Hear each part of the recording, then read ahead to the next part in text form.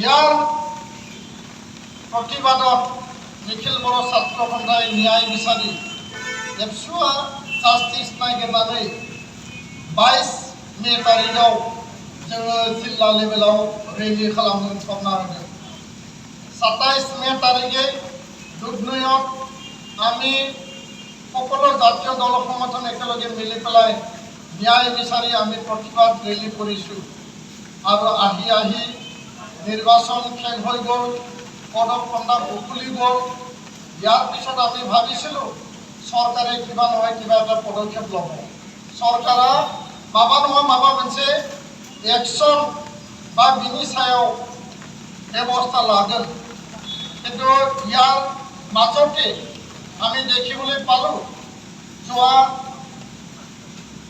22 June তাৰিখে মাজবাদত দলবদ্ধ ধৰ্ষণ কাণ্ড তাত সংঘটিত হৈছিল ইয়াৰ দুদিন পিছতে ঢেকিয়াজুলিত আৰু এনেকুৱা ধৰ্ষণ কাণ্ড ৰেপ কাণ্ড তাত সংঘটিত হৈছে আমি আটাইবিলাক যিবিলাক অপৰাধ নৰপিঠাক আৰু যিবিলাক ধৰ্ষণকাৰীৰ দ্বাৰা সেই কাণ্ডবিলাক হৈছে আমি নিন্দা গৰিহণা দিছোঁ गोथौ भाषाजों गोथौ रावजों जोङो सोंखारिदों नाथाय এই মাজবা ঢেকিয়াজুলি আন যিবিলাক ঘটনা ঘটিল সরকার অসম সরকার অসমৰ বিভাগীয় যিবিলাক মন্ত্ৰী প্ৰশাসন সবে তৎপৰ একটিভ হওয়া আমি দেখিবলৈ পালো আৰু এইটো এটা শুভ লক্ষণ এটা ভাল লক্ষণ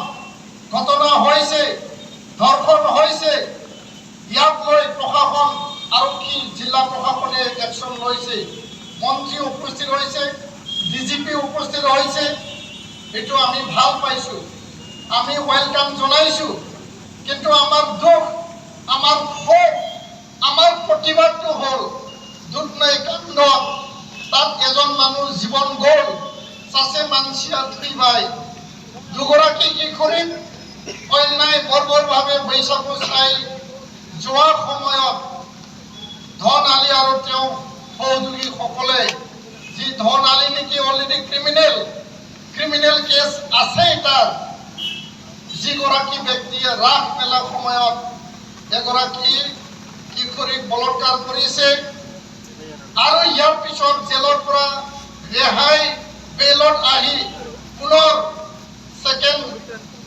গণধৰ্ষণ কাণ্ড কৰিছে আৰু ঘৰত আলোচনা কৰিবলৈ যোৱা হিৰণময় খাকলাৰীক তেওঁ একেলগে ঘৰৰ পৰিয়ালে মিলি পেলাই হত্যা কৰিছে তো এই দুধনৈ কাণ্ডৰ এই ইমান ঘৃণনীয় অপৰাধ এটা যি কাণ্ড আছিল যি জাঠাই যি ঘটনা মাজবাদৰ যেনেকুৱা তৎপৰ দেখিলে ঢেকিয়াজুলিত যেনেকুৱা তৎপৰ দেখিলে দুধনৈ কাণ্ডত তৎপৰতা আমি দেখিবলৈ নাপালো কোনো মন্ত্রী তার উপস্থিত নহল সরকারিভাবে কোনো স্টেটমেন্ট দিয়া নহল আমার যে চিন্তা দাবি যে ন্যায় পাব লাগিব অভিযুক্ত অপরাধী শাস্তি ফাঁসি মৃত্যুদণ্ড পাব লাগিব আৰু হিৰণময় খাকলাৰীৰ দৰিদ্ৰ পৰিয়ালে এই ভুক্তভোগী ভিকটিম ফেমিলিয়ে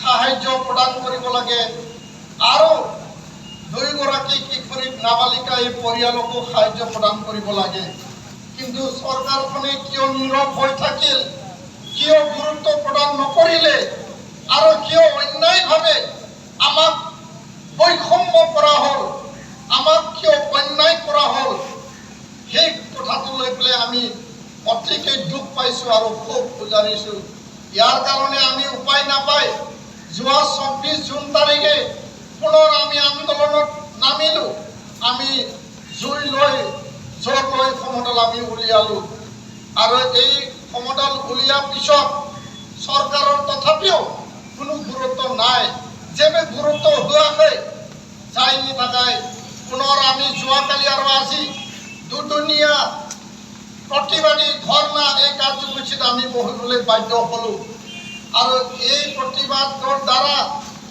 আমি নিখিল বড়ো ছাত্ৰ সন্থা সমূহ বিটিআৰৰ জাতীয় দল সংগঠন, বড়ো জাতীয় দল সংগঠন একত্ৰিতভাৱে অপৰাধ, অন্যায়, ক্ৰিমিনেল এইবিলাক হত্যা, হিংসা, যিবিলাক ধৰ্ষণ যাতে অসমত আৰু পুনৰ নঘটে, অসমত আৰু পুনৰ নহয়, চৰকাৰে যাতে ইয়াৰ বিহিত ব্যৱস্থা লয়, সেই কথাকে আমি এই মঞ্চৰ পৰা জনাইছোঁ। দুৰ্নৈ কাণ্ডৰ যিবিলাক শক্তি, যিবিলাক চক্ৰ, যি অপৰাধী, তেওঁলোকে শাস্তি পাব লাগে, ফাষ্ট ট্ৰেক কোৰ্টৰ ন্যায় বিচাৰিব লাগে। সেই কথাত চৰকাৰে কিয় গুৰুত্ব নল'ল, সেইকাৰণে আমি দুখ পাইছোঁ। আৰু যোৱাকালি দিনটো আমি ইয়াত আন্দোলন কৰাৰ পিছত ৰাতিৰ পৰা আজি ৰাতিপুৱালৈকে চৰকাৰৰ বিভিন্ন পৰ্যায়ত আমাৰ লগত যোগাযোগ হৈছে, আমাক খবৰ লৈছে, আমাৰ লগত কথা পাতিছে টেলিফোনত, কিন্তু আমি আশ্বস্ত হ'ব পৰা নাই। আৰু ইয়াৰ কাৰণে আমি ৰাতিপুৱাৰ পৰা যদিও আলোচনা চলি আছিল, আমাৰ আন্দোলন এতিয়ালৈকে চলি আছে। মুখ্যমন্ত্ৰী মাননীয় ডক্টৰ হিমন্ত বিশ্ব শৰ্মাৰ নিৰ্দেশত আৰু বিটিআৰ প্ৰধান প্ৰমোদ বড়ো ডাঙৰীয়াৰ নেতৃত্বত পীযুষ হাজৰিকা ডাঙৰীয়া, জয়ন্ত মল্ল ডাঙৰীয়া দুয়োগৰাকী মন্ত্ৰীয়ে আমাৰ লগত যোগাযোগ কৰিছে আৰু আমাক জনাইছে যে দুৰ্নৈ কাণ্ড নিৰ্বাচনৰ সময়ত হোৱাৰ বাবে আমি খবৰ ল'বলৈ সময় নাপালোঁ, ইয়াৰ বাবে আমি দুখ প্ৰকাশ কৰিছোঁ। কিন্তু এতিয়া আপোনালোকৰ দাবী আমি মানি ল'বলৈ বাধ্য, বা আমি এই ঘটনাৰ ওপৰত যিবিলাক অপৰাধী তেওঁলোকৰ ওপৰত আমি একশ্যন ল'ম, ফাষ্ট ট্ৰেকত লৈ যাম আৰু দুৰ্ভগীয়া পৰিয়ালৰ ওচৰত মন্ত্ৰী ডাঙৰীয়া যাই পেলাই খবৰ ল'ম, সেই কথাটো আমাক ৰাতিপুৱা জনাইছে।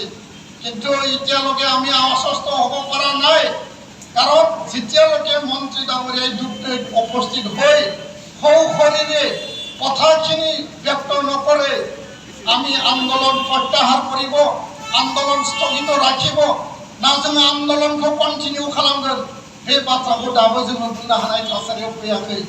नाथाय बिथांमोना दिनै बाध्य जाबाय, बिथांमोना जोंनि आंदोलनखौ नुनानै दिनै बाध्य जादों। बे मोनसे डिस्क्रिमिनेटरि एटिट्युड होननानै आं बुंनो सानो। आरो दिनै गुबुनखौ जुदि बजबदोंब्ला गुबुननि थाखाय आयेना एखेब्ला एके सरकारानो एके नागरिকক सुरक्षा দিব লাগে, नागरिकসকলৰ কাৰণে চৰকাৰৰ কাৰণে একে সমান হ'ব লাগে। কোনো জাতি বাদ বিচাৰ চাব নালাগে। আমি কোনো জাতি বিৰোধী, কোনো সমাজ চৰকাৰ বিৰোধী আমি আন্দোলন কৰা নাই। আমাৰ আন্দোলন ন্যায় প্ৰাপ্তিৰ বাবে। আমাৰ এই আন্দোলন জাষ্টিস আৰু দোষী অপৰাধীৰ শাস্তি পাব লাগে। সকলোৱে সমৰ্থন কৰিছে, সকলোৱে জনমত দিছে আমাক। কিন্তু চৰকাৰৰ কিয় লেহেমীয়া পদক্ষেপ, কিয় গাফিলতি কৰা হ'ল, সেইটোৱে আমাৰ ক্ষোভ। আৰু এনেকুৱা বৈষম্যমূলক আচৰণ আমি ভৱিষ্যতে কেতিয়াও আমি নিবিচাৰোঁ। আৰু তেনে কৰিলে আমি যোৱাকালিয়ে কৈছোঁ, সৰু সৰু আন্দোলন হ'ব, ইয়াত বৃহৎ আন্দোলন হ'ব, গণ আন্দোলন হ'ব, সমাজৰ লগত গাঁও স্তৰত আন্দোলন যাব, সেই কথাটো আমি প্ৰকাশ কৰিছোঁ। ইয়াৰ কাৰণে ৰাতিপুৱা ভাগত দুয়োগৰাকী মন্ত্ৰী আমাৰ লগত আলোচনা কৰিছে।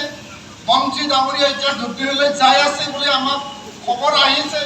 তেওঁ ধুবুৰীত যাই পেলাই যেতিয়া কথাখিনি মিডিয়াৰ আগত ঘৰত পৰিবাৰৰ লগত আলোচনা কৰি অৱগত কৰিব, প্ৰায় 2 বা 2:30 মান বজাত আমি ভাবিছোঁ যে আমি এটা সিদ্ধান্ত ল'ম যে মন্ত্ৰী ডাঙৰীয়াই সশৰীৰে উপস্থিত হ'ল, মুখ্যমন্ত্ৰী ডাঙৰীয়াও নিৰ্দেশ দিলে, বিটিআৰ প্ৰধান প্ৰমোদ বড়ো ডাঙৰীয়াও এই ক্ষেত্ৰত নেতৃত্ব প্ৰদান কৰি পেলাই কাম কৰিলে, যাৰ বাবে অসমৰ দুয়োগৰাকী মন্ত্ৰীয়ে আমাৰ দাবী আৰু এই দুৰ্ভগীয়া পৰিয়াল আৰু যি এটা কাণ্ড হৈছিল ইয়াৰ ন্যায় দিবৰ কাৰণে চৰকাৰে সঠিক তদন্ত কৰি পেলাই তৎপৰতাৰে কাম কৰিবলৈ তেওঁ যি এটা পদক্ষেপ লৈছে, সেই পদক্ষেপক আমি আদৰণি জনাইছোঁ।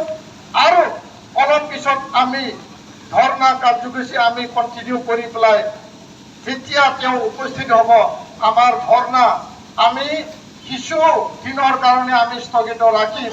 কিন্তু ন্যায় পাব লাগিব। কাৰণ আমি দেখিবলৈ পাইছো, আমি শুনিবলৈ পাইছো, দেৱনৈ কাণ্ডত যিবিলাক 5 অপৰাধী তেওঁলোকে বেইলৰ কাৰণে ফাইল কৰিছে, আৰু যদি তেওঁলোকে বেইল পাই যায় পুনৰ আকৌ তেওঁলোকে একে অপৰাধমূলক কাণ্ড কৰিব। আমি নিবিচাৰো। যেতিয়া ঘটনা হয় সকলোৱে মাত মাতে, সকলোৱে ধৰ্ণা কৰে। যেতিয়া কিবা এটা কাণ্ড হয়, ধৰ্ষণ কাণ্ড, হত্যাকাণ্ড, কিবা কিবি কাণ্ড, তেতিয়া সকলোৱে একমুখ আৱাজ দিয়ে, ধিক্কাৰ দিয়ে, গৰিহণা দিয়ে। তাৰপিছত মানুহবিলাক পাহৰি যায় ইয়াত সুবিচাৰ পালে না নাই, ন্যায় প্ৰদান কৰা হ'ল না নাই, জাষ্টিচ দিয়া হ'ল না নাই, অপৰাধীয়ে শাস্তি পালে না নাই, মানুহবিলাক পাহৰি যায়। আৰম্ভণিত চবে হৈ চৈ কৰে, পিছত পাহৰি যায়। আমি এইটো বিচৰা নাই। ধৰ্ষণকাৰী, হত্যাকাৰী, অপৰাধী শাস্তি পাবই লাগিব, আৰু ইয়াৰ কাৰণে আমি ন্যায় বিচাৰি পেলাই ইয়াত আন্দোলন চলাইছো, আন্দোলন চলাই যাম।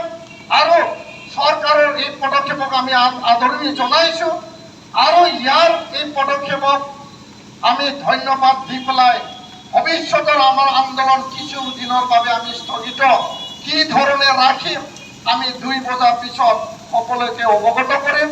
অসমৰ ৰাইজৰ, বিটিয়াৰবাসী ৰাইজক আমি অৱগত কৰিম।